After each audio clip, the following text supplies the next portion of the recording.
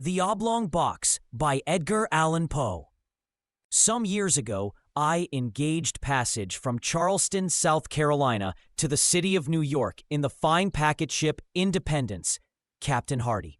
We were to sail on the 15th of the month, June, weather permitting, and on the 14th, I went on board to arrange some matters in my stateroom. I found that we were to have a great many passengers, including a more than usual number of ladies. On the list were several of my acquaintances, and among other names, I was rejoiced to see that of Mr. Cornelius Wyatt, a young artist for whom I entertained feelings of warm friendship. He had been with me, a fellow student at C.C. University, where we were very much together. He had the ordinary temperament of genius, and was a compound of misanthropy, sensibility, and enthusiasm. To these qualities he united the warmest and truest heart which ever beat in a human bosom.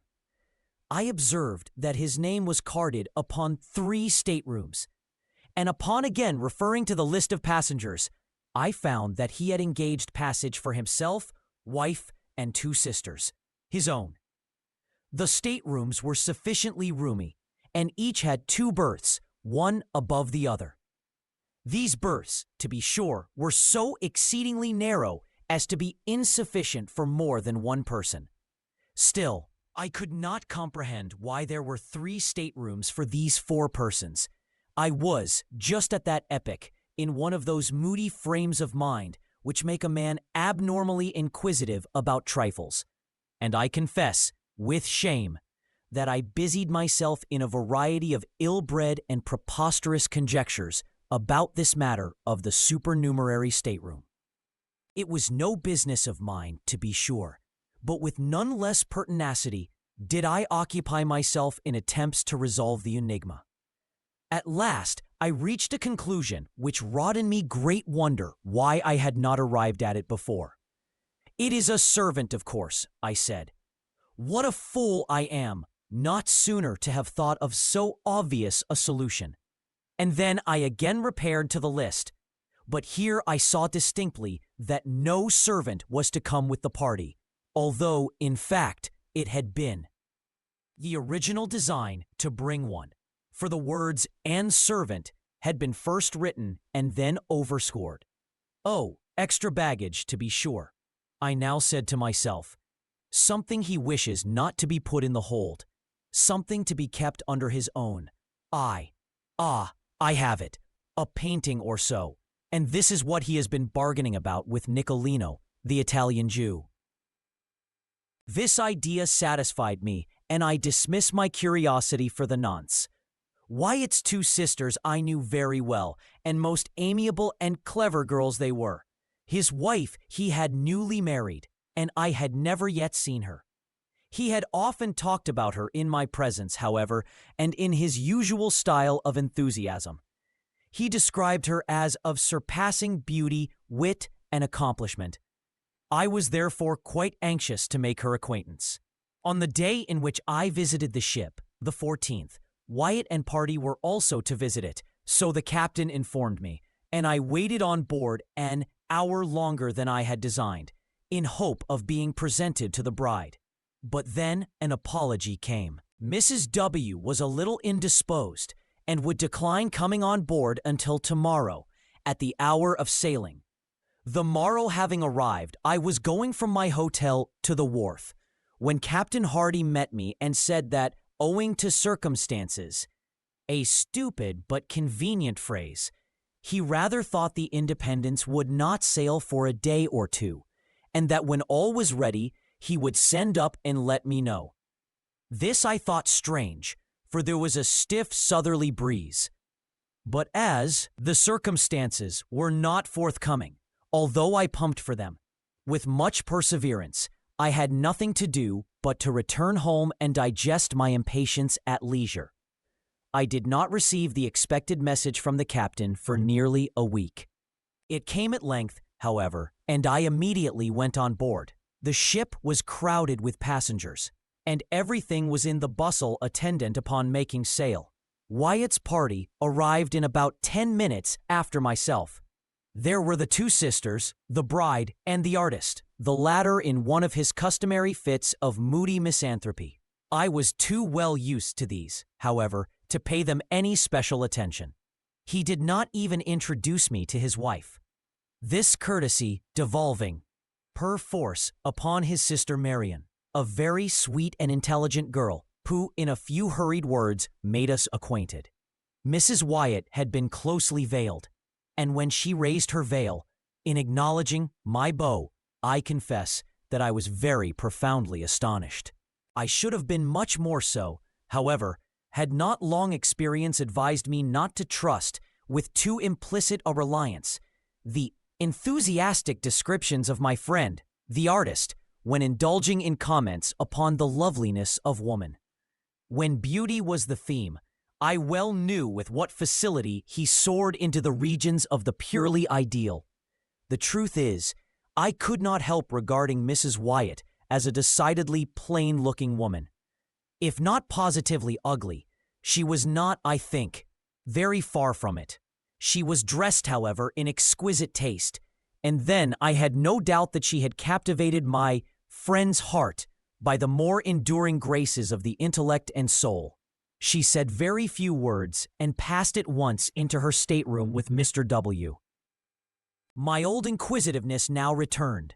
There was no servant. That was a settled point.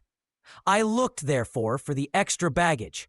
After some delay, a cart arrived at the wharf with an oblong pine box, which was everything that seemed to be expected.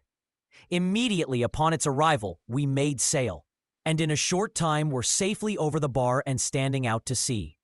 The box in question was, as I say, oblong.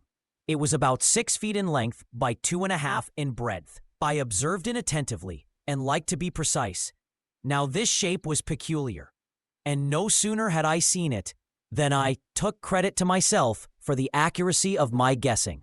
I had reached the conclusion, it will be remembered, that the extra baggage of my friend, the artist, would prove to be pictures, or at least a picture.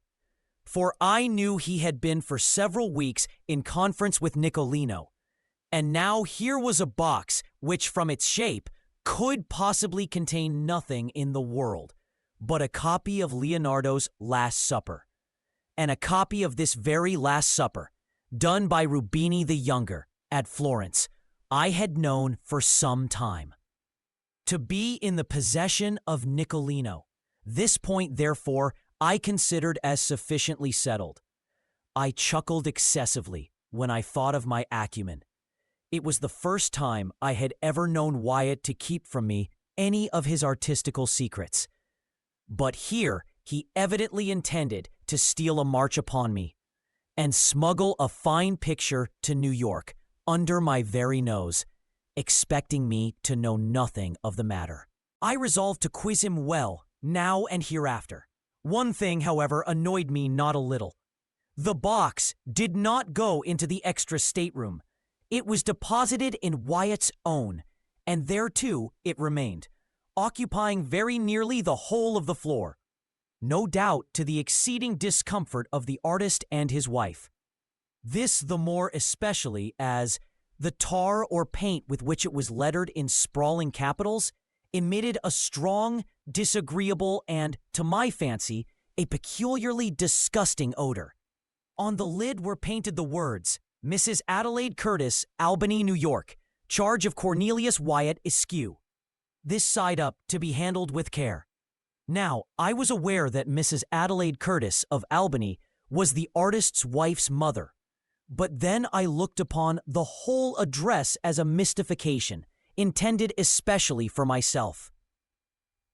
I made up my mind, of course, that the box and contents would never get farther north than the studio of my misanthropic friend in Chambers Street, New York. For the first 3 or 4 days we had fine weather, although the wind was dead ahead. Having chopped round to the northward, immediately upon our losing sight of the coast, the passengers were, consequently, in high spirits and disposed to be social. I must except, however, Wyatt and his sisters, who behaved stiffly and, I could not help thinking, uncourteously to the rest of the party. Wyatt's conduct I did not so much regard. He was gloomy, even beyond his usual habit. In fact, he was morose. But in him, I was prepared for eccentricity. For the sisters, however, I could make no excuse. They secluded themselves in their staterooms during the greater part of the passage and absolutely refused, although I repeatedly urged them, to hold communication with any person on board. Mrs. Wyatt herself was far more agreeable. That is to say, she was chatty, and to be chatty is no slight recommendation at sea. She became excessively intimate with most of the ladies, and, to my profound astonishment, evinced no equivocal disposition to coquette with the men. She amused us all very much.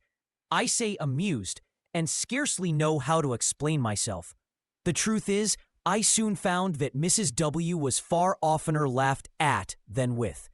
The gentlemen said little about her, but the ladies, in a little while, pronounced her a good-hearted thing, rather indifferent-looking, totally uneducated, and decidedly vulgar. The great wonder was how Wyatt had been entrapped into such a match. Wealth was the general solution, but this I knew to be no solution at all, for Wyatt had told me that she neither brought him $1, nor had any expectations from any source whatever. He had married, he said, for love, and for love only, and his bride was far more than worthy of his love. When I thought of these expressions on the part of my friend, I confess that I felt indescribably puzzled. Could it be possible that he was taking leave of his senses? What else could I think? He, so refined, so intellectual, so fastidious, with so exquisite a perception of the faulty, and so keen an appreciation of the beautiful. To be sure, the lady seemed especially fond of him, particularly so in his absence, when she made herself ridiculous by frequent quotations of what had been said by her beloved husband, Mr. Wyatt. The word husband seemed forever, to use one of her own delicate expressions, forever on the tip of her tongue. In the meantime, it was observed by all on board that he avoided her in the most pointed manner, and for the most part shut himself up alone in his stateroom, where, in fact, he might have been said to live altogether, leaving his wife at full liberty to amuse herself as she thought best in the public society of the main cabin.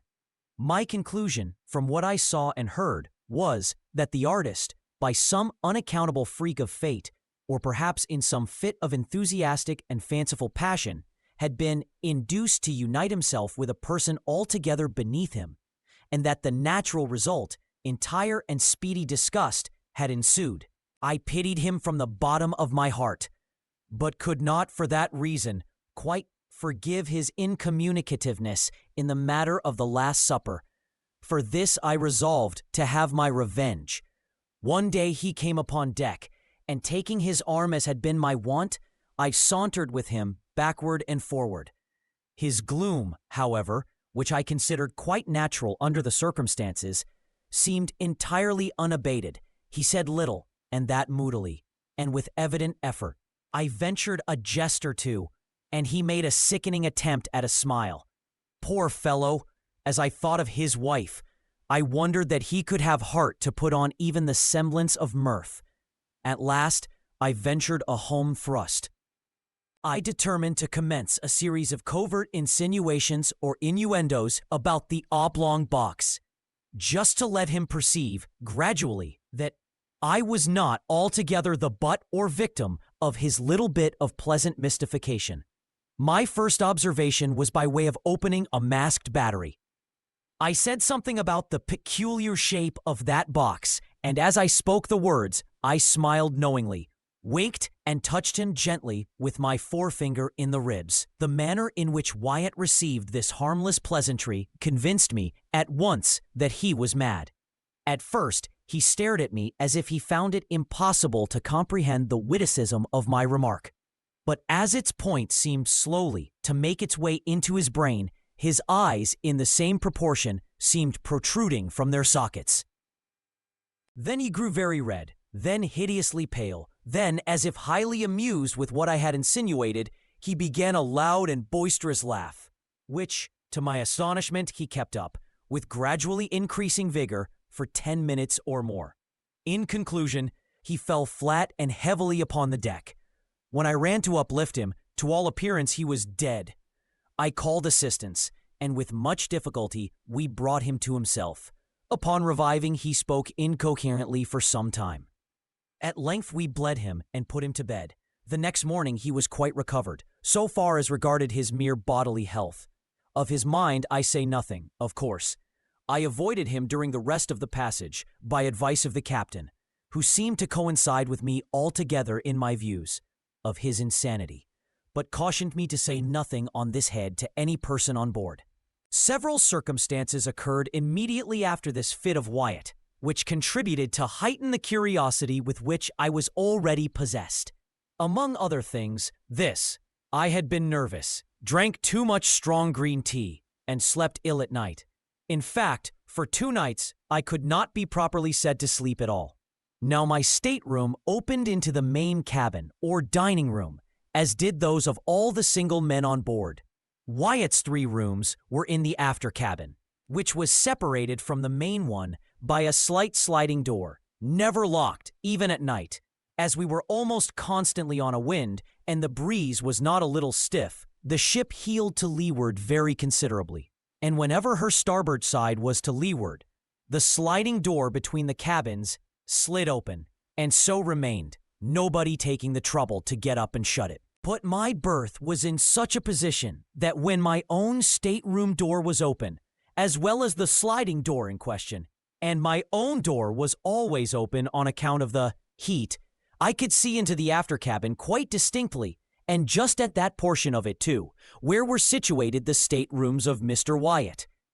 Well, during 2 nights, not consecutive, while I lay awake, I clearly saw Mrs. W., about 11 o'clock upon each night, steal cautiously from the stateroom of Mr. W. and enter the extra room, where she remained until daybreak, when she was called by her husband and went back. That they were virtually separated was clear. They had separate apartments, no doubt in contemplation of a more permanent divorce. And hereafter, all I thought was the mystery of the extra stateroom. There was another circumstance, too, which interested me much. During the 2 wakeful nights in question, and immediately after the disappearance of Mrs. Wyatt into the extra stateroom, I was attracted by certain singular, cautious, subdued noises in that of her husband. After listening to them for some time, with thoughtful attention, I at length succeeded perfectly in translating their import. They were sounds occasioned by the artist in prying open the oblong box, by means of a chisel and mallet, the latter being apparently muffled or deadened by some soft woolen or cotton substance in which its head was enveloped. In this manner, I fancied I could distinguish the precise moment when he fairly disengaged the lid. Also that I could determine when he removed it altogether, and when he deposited it upon the lower berth in his room. This latter point I knew, for example, by certain ... slight taps which the lid made in striking against the wooden edges of the berth, as he endeavored to lay it down very gently, there being no room for it on the floor. After this, there was a dead stillness, and I heard nothing more upon either occasion until nearly daybreak, unless perhaps I may mention a low sobbing or murmuring sound, so very much suppressed as to be nearly inaudible, if indeed the whole of this latter noise were not rather produced by my own imagination. I say it seemed to resemble sobbing or sighing, but of course it could not have been either. I rather think it was a ringing in my own ears. Mr. Wyatt, no doubt, according to custom, was merely giving the rein to one of his hobbies, indulging in one of his fits of artistic enthusiasm. He had opened his oblong box in order to feast his eyes on the pictorial treasure within. There was nothing in this, however, to make him SOB. I repeat, therefore, that it must have been simply a freak of my own fancy, distempered by good Captain Hardy's green tea. Just before dawn, On each of the 2 nights of which I speak, I distinctly heard Mr. Wyatt replace the lid upon the oblong box and force the nails into their old places by means of the muffled mallet. Having done this, he issued from his stateroom, fully dressed, and proceeded to call Mrs. W. from hers. We had been at sea 7 days and were now off Cape Hatteras when there came a tremendously heavy blow from the southwest. We were, in a measure, prepared for it, however, as the weather had been holding out threats for some time. Everything was made snug, alow and aloft, and as the wind steadily freshened, we lay to at length under spanker and foretopsail, both double-reefed. In this trim we rode safely enough for 48 hours, the ship proving herself an excellent sea boat in many respects and shipping no water of any consequence. At the end of this period, however, the gale had freshened into a hurricane, and our aftersail split into ribbons, bringing us so much in the trough of the water that we shipped several prodigious seas, one immediately after the other. By this accident, we lost 3 men overboard with the caboose, and nearly the whole of the larboard bulwarks. Scarcely had we recovered our senses before the foretopsail went into shreds, when we got up a storm staysail, and with this did pretty well for some hours, the ship heading the sea much more steadily than before. The gale still held on, however, and we saw no signs of its abating. The rigging was found to be ill-fitted and greatly strained, and on the 3rd day of the blow, about 5 in the afternoon, our mizzenmast, in a heavy lurch to windward, went by the board. For an hour or more we tried in vain to get rid of it, on account of the prodigious rolling of the ship, and, before we had succeeded, the carpenter came aft and announced 4 feet of water in the hold. To add to our dilemma, we found the pumps choked and nearly useless. All was now confusion and despair, but an effort was made to lighten the ship by throwing overboard as much of her cargo as could be reached, and by cutting away the 2 masts that remained. This we at last accomplished, but we were still unable to do anything at the pumps, and in the meantime, the leak gained on us very fast. At sundown, the gale had sensibly diminished in violence, and as the sea went down with it, we still entertained faint hopes of saving ourselves in the boats. At 8 p.m., the clouds broke away to windward, and we had the advantage of a full moon, a piece of good fortune which served wonderfully to cheer our drooping spirits. After incredible labor, we succeeded at length in getting the longboat over the side without material accident, and into this we crowded the whole of the crew and most of the passengers. This party made off immediately, and after undergoing much suffering, finally arrived, in safety, at Ocracoke Inlet on the 3rd day after the wreck. 14 passengers, with the captain, remained on board, resolving to trust their fortunes to the jolly boat at the stern. We lowered it without difficulty, although it was only by a miracle that we prevented it from swamping as it touched the water. It contained, when afloat, the captain and his wife, Mr. Wyatt and party, a Mexican officer, wife, 4 children, and myself, with a Negro valet. We had no room, of course, for anything except a few positively necessary instruments, some provisions, and the clothes upon our backs. No one had thought of even attempting to save anything more. What must have been the astonishment of all, then, when having proceeded a few fathoms from the ship, Mr. Wyatt stood up in the stern sheets and coolly demanded of Captain Hardy that the boat should be put back for the purpose of taking in his oblong box. "Sit down, Mr. Wyatt," replied the captain, somewhat sternly. "You will capsize us if you do not sit quite still. Our gunwale is almost in the water now." "The box!" vociferated Mr. Wyatt, still standing. "The box, I say. Captain Hardy, you will not refuse me. Its weight will be but a trifle. It is nothing, mere nothing. By the mother who bore you, For the love of heaven, by your hope of salvation, I implore you to put back for the box." The captain, for a moment, seemed touched by the earnest appeal of the artist, but he regained his stern composure and merely said, "Mr. Wyatt, you are mad. I cannot listen to you. Sit down, I say, or you will swamp the boat." "Stay! Hold him! Seize him! He's about to spring overboard! There! I knew it! He's over!" As the captain said this, Mr. Wyatt, in fact, sprang from the boat, and as we were yet in the lee of the wreck, succeeded, by almost superhuman exertion, in getting hold of a rope which hung from the forechains. In another moment, he was on board and rushing frantically down into the cabin. In the meantime, we had been swept astern of the ship, and being quite out of her lee, we're at the mercy of the tremendous sea which was still running. We made a determined effort to put back, but our little boat was like a feather in the breath of the tempest. We saw at a glance that the doom of the unfortunate artist was sealed. As our distance from the wreck rapidly increased, the madman, for as such only could we regard him, was seen to emerge from the companionway, up which by dint of strength that appeared gigantic, he dragged bodily the oblong box.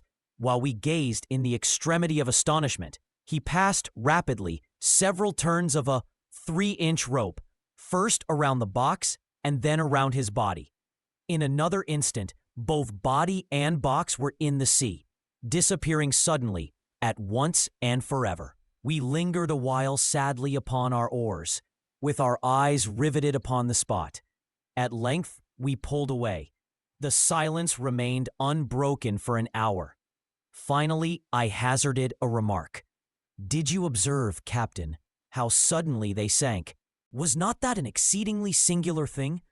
I confess that I entertained some feeble hope of his final deliverance when I saw him lash himself to the box and commit himself to the sea." "They sank, as a matter of course," replied the captain, "and that like a shot.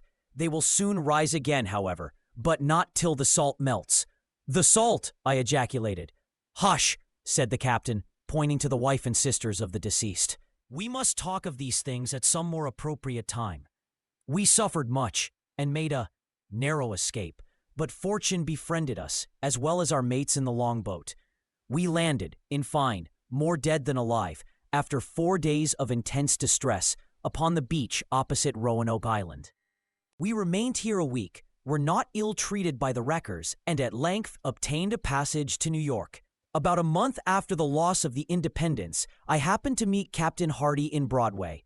Our conversation turned, naturally, upon the disaster, and especially upon the sad fate of poor Wyatt. I thus learned the following particulars. The artist had engaged passage for himself, wife, 2 sisters, and a servant. His wife was indeed, as she had been represented, a most lovely and most accomplished woman. On the morning of the 14th of June, the day in which I first visited the ship, the lady suddenly sickened and died. The young husband was frantic with grief, but circumstances imperatively forbade the deferring his voyage to New York. It was necessary to take to her mother the corpse of his adored wife, and, on the other hand, the universal prejudice which would prevent his doing so openly was well known. 9/10 of the passengers would have abandoned the ship rather than take passage with a dead body. In this dilemma, Captain Hardy arranged that the corpse, being first partially embalmed and packed with a large quantity of salt in a box of suitable dimensions, should be conveyed on board as merchandise. Nothing was to be said of the lady's decease, and as it was well understood that Mr. Wyatt had engaged passage for his wife, it became necessary that some person should personate her during the voyage. This the deceased lady's maid was easily prevailed on to do.